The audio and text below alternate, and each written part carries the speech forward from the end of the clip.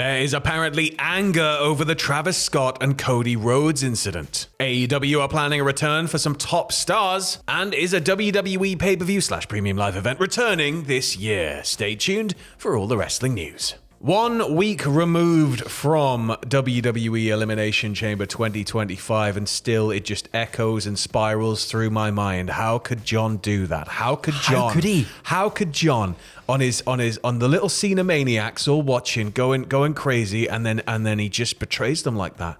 Break a wish. That's what it is. That's break a wish. And then the sustained beat down on Cody is just, it's harrowing.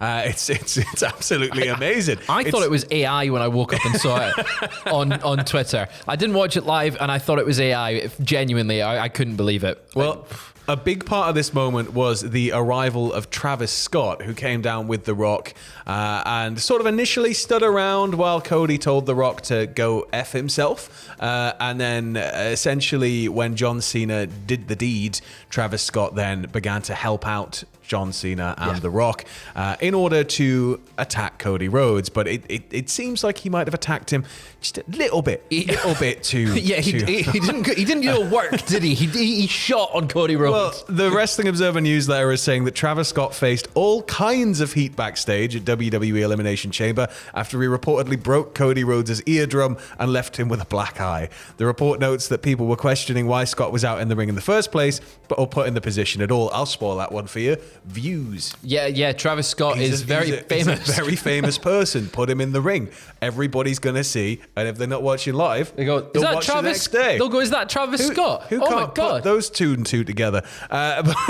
One person apparently claimed that Scott was told to make it look good, but ended up injuring Rhodes. So really, he was protecting the business. Yeah. So Travis if anything, he needs putting on a shoulder like Lex and confetti and. He was working hard. He was protecting the biz. The clip. I feel bad for Cody because not only is he's bleeding at this point, he's been choked with a tie by John Cena, alluding back to that Daniel Bryan moment with the tie on Justin Roberts. He's gonna get fired. Yeah, Travis lifts him up, choking Cody, and then he just pummels him. Yeah. And it's a smack and a thud, and Cody reacts as if he's got punched in the face, but he can't do anything. Well, Travis Scott. I think it's because he did get punched in the face. He couldn't do anything. But Cody was sporting a black eye on last night's SmackDown, but according to Conrad Thompson, he's reportedly claimed to Conrad himself that Scott didn't touch him. Yeah. Now, Cody likes to... I don't want to say undermine, de-emphasize the nature of his injuries. We saw this when he had the torn pec, and he was like, it's fine. I'm fine. It doesn't hurt. Takes the jacket off and the entire room goes, ooh. It's just red. And then in the documentary about it, he was like, I was in the most pain I've ever been in, but I needed to do the match. I wouldn't be surprised if it did cause an injury to him. We did see the smack. Yeah. Travis having some heat backstage, I think it's unfortunate because he clearly hasn't... Well, I mean, the reports have said he's training at the moment for wrestling, but he was told, make it look good, and he did make it look good. That and, you could be training, and I get that he performs to crowds of that size. He's used to being in that kind of situation, but maybe when it's a different beast like wrestling, maybe you can get a bit caught up in it, and it's like, I don't want to screw this up. I don't want to screw this up. And then I don't know. I've never been in the ring, right? So I can't really talk on it, but it's one of those where I know I'd kind of in front of a crowd that big, I'd just be like, don't crap the bed, don't crap the bed. Now, it should be noted though, Cody's eye on SmackDown, it was a black eye, but it does look like it's, to me, maybe been enhanced with a little bit of makeup just to make it look that little bit better. I'll put the image right there. It still looks sore, and he probably did get a little bit hurt from this, but I wonder how much they've at least if you're going to punch anybody, you're punching a wrestler. And I guess that sometimes in wrestling you take errant strikes, and it's just a part of the business. Maybe not while you're being choked and unable to do anything yourself about it. But at least it was somebody who or when you're main eventing WrestleMania. Yeah, I don't know. Don't want a broken eardrum. Yeah, but moving over to the other side of the fence, we have some news surrounding an AEW return. Apparently, the Young Bucks were reportedly backstage in AEW recently, according to the Wrestling Observer newsletter. The company's is apparently working on plans for them to return to TV, but it's unknown when they will appear. I told you last video, career match, first thing, open Dynamite, they lose. Done and then gone. I think you're a big fan of the Young Bucks, Sam, and you'll be very delighted to know when they get back to TV. We don't know what, of course, right now. But I think it would be smart to bring them back at some point soon, get them back on TV. Just don't over push them. That's my big thing. Have them there boosting that tag division, but not running the tag team division. They've come a long way from when I initially started watching their matches, and they are now in that kind of elder statesman position, and being EVPs of the company sort of does that anyway. Does that, it gives them that role. I get, they're one of the best tag teams out there, so they're an absolutely good bet for any form of tag title reign. But I feel they could be used in a completely different manner, and that's what I'm looking forward to most. They should have the Outrunners beat them, like in their first feud back. Just give the Outrunners that big push. A win over the Bucks does that and sets them up for major title opportunities. Or feed them to the Hurt Syndicate. Have the Syndicate just destroy them like they have been doing with every other tag team. Start our own bloodline whole thing with the Bucks, and then eventually we'll build to a WrestleMania payoff match between the pair of them. Yep. And it's all just going to be super kicks. Yep. It worked for Jay and Jimmy. It can work for the Young Bucks. All in Texas. That's what we want to see. Now, it's been kind of a while since we've had any news around this kind of level of head-to-head, but AEW and NXT are set to be going head-to-head over Memorial Day weekend. AEW have already announced that Double or Nothing is going to once again be held on Memorial Day weekend from the Desert Diamond Arena in Glendale, Arizona on Sunday, May 25th.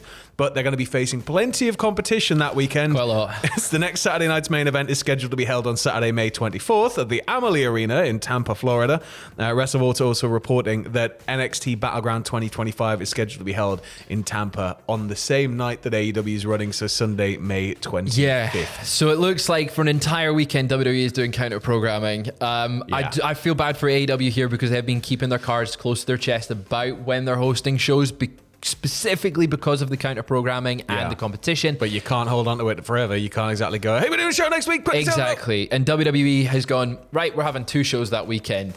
Have fun. I don't think it's going to harm AEW too much. I also don't think it's going to have an impact on WWE's ticket sales, because if you're going to an AEW pay-per-view, you're going to it for the AEW pay-per-view. It's like if you've already bought your ticket, it's probably highly unlikely, unless you are the biggest WWE fan, that you're going to sell that ticket and then traverse the country to go to Tampa to watch it. Yeah. So, and you'd probably rather go to the event than sit at home and when you can just load Netflix up and watch it when you get in. The only thing is, how will it affect the ratings on TV, which we don't really know too much about now because of Netflix, because of Peacock. We don't know the exact numbers for WWE. We'll get an idea for AEW, but WWE not less so. I don't know what's going on in my brain, but you played Resident Evil 1. A long time ago. Yeah, so like my brain just went to, when I was reading that there, it just went to, whoa, you were almost a Tony sandwich, feeling just boxed Tony's in on the entire weekend.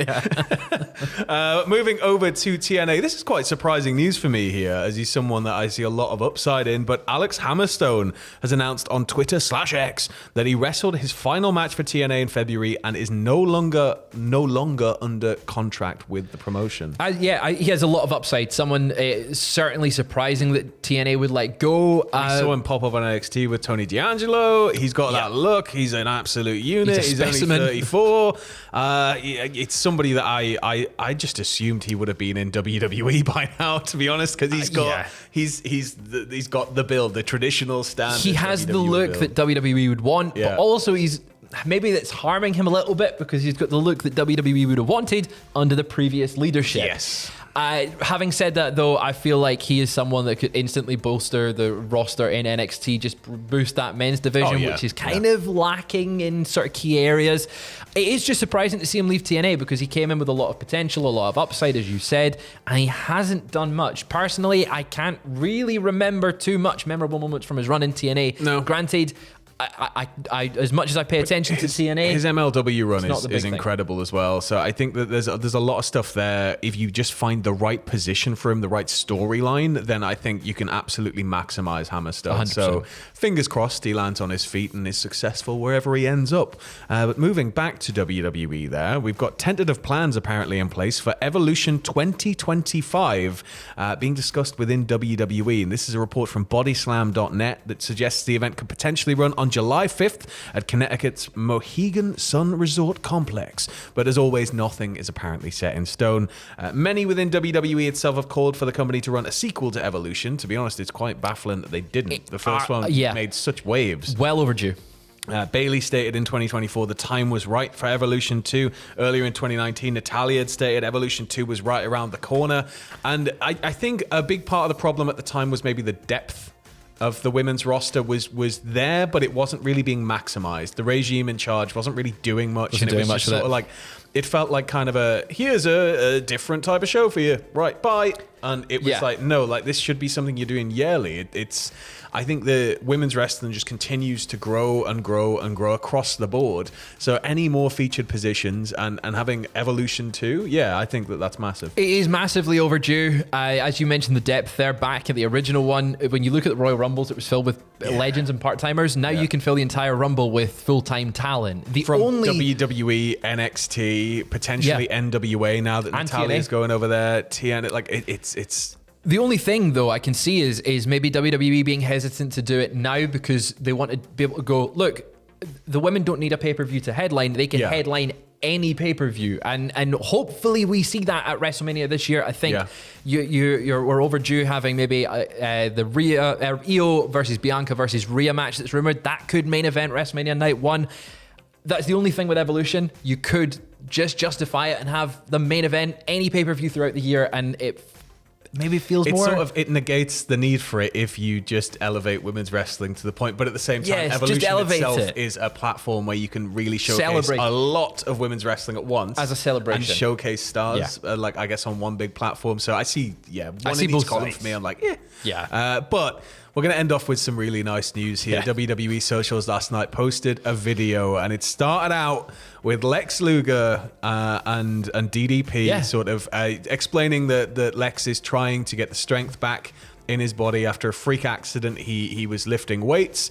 He went to sleep at a funny angle on a plane, and he woke up unable to use his legs. He was paralyzed. And it's taken him years to get to a point where he's able to now start rehabbing it. And DDP, being literally wizard. Like, just the nicest human being on earth. He's the guy helping him. So it starts off, you see them exercising, you see them working out, you see like just sort of a lot of positivity. And then in sneaks Cody Rhodes. And Cody Rhodes comes down the stairs, knocks on the door, and he tells Lex that he's going into the WWE Hall of Fame class of 2025. So and cool. Lex is just overcome. It's really good, man. And DDP encourages Lex to stand up out of his wheelchair to hug Cody. He does. Cody, and it's man, if we get the Hall of Fame ceremony, Lex Luger walking could you imagine? Out to the podium, that would make that Hall of Fame in its ceremony like that would be worth everything. A man that has gone through a lot of personal problems.